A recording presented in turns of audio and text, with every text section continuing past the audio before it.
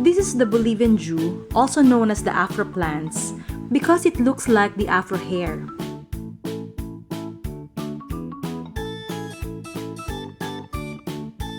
Today I will show you how to grow Afro plants.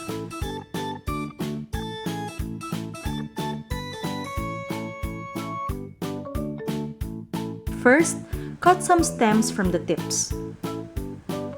Just keep cutting until you see that you have enough stems to cover the pot where you are going to plant it.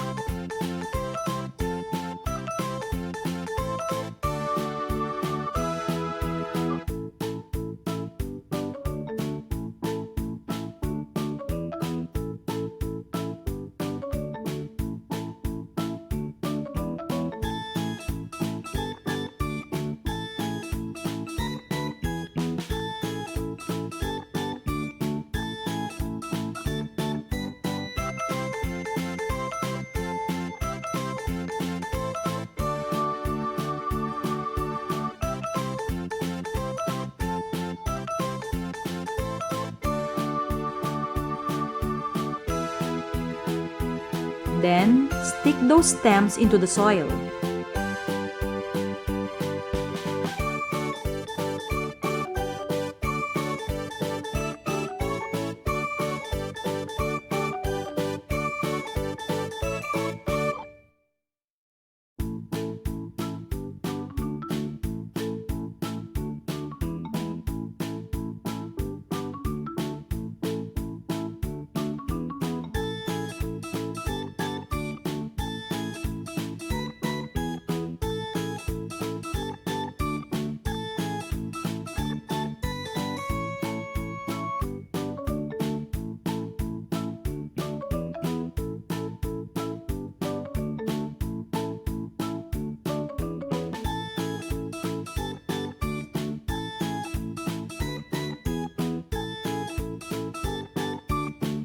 Then, water the plant.